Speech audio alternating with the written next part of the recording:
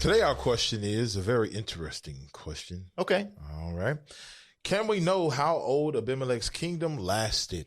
And they use the text of Genesis 20 and verse 2, also chapter 26 and verse number 7. So, as always, what we like to do is when they give us text, we like to go to the text. So we'll start with that. We'll read the text that we have here, beginning with Genesis 20 and verse number 2. It says, "And Abram said of Sarah, his wife, she is my sister. And Abimelech, king of Gerar, sent and took Sarah." So we see that there, 26 and verse number 7. It says, "Now therefore restore the man his wife, for he is a prophet, and he shall pray for thee, and thou shalt live.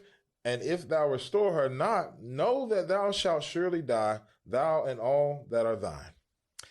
All right. Well, it is indeed an interesting question, as you said. Right. And listen, all questions are good questions, and we don't want to discount any question. But this is one of those that we would have to ask, why? Why does it matter? I mean, what do we really need to know? Because we need to know the will of God. We need to know things about God. But when it comes to things like this is just one of those questions that we just don't have that much information.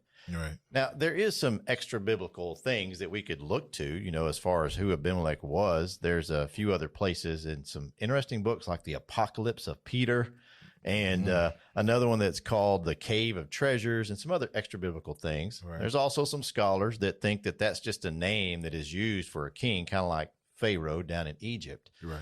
But the bottom line is while we can make educated guesses about that, the Bible doesn't tell us. Simply put. But here's a question I have in regards to that is, why is his name recorded in there? That's really what matters. Why did God put his name in there? And I believe that we can take that from the text is that, number one, God spoke to this guy. Yes, he did. He spoke to this pagan king. And what does that teach us? It teaches us that God's in control, right? Yes, sir. The second thing is that it also is, as you read there in Genesis 20, verse 2, that Abraham said to Sarah's wife, "She is my sister." Well, he lied.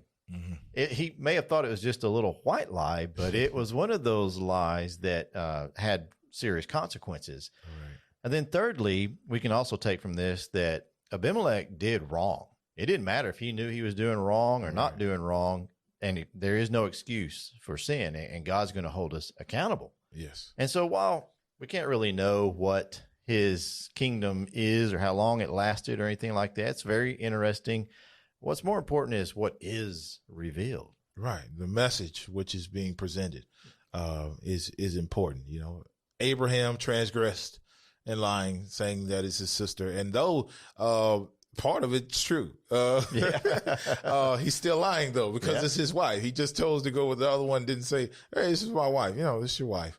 And Abimelech, as you said, was wrong as well. He shouldn't have been taking another man. He shouldn't have done that.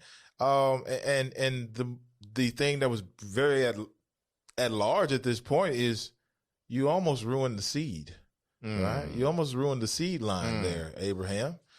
By allowing him, and Abimelech both would have been guilty, right? Abimelech for taking her and partaking in that act, and then also Abraham for allowing that to take place. So we have to put our trust in God. Don't allow. Abraham was fearful in that moment of what might happen if he said that was his wife, so he didn't tell the truth. But God has been on his side, and God will always be on his side. Likewise, will he be there for us when we find ourselves in difficult situations. Amen.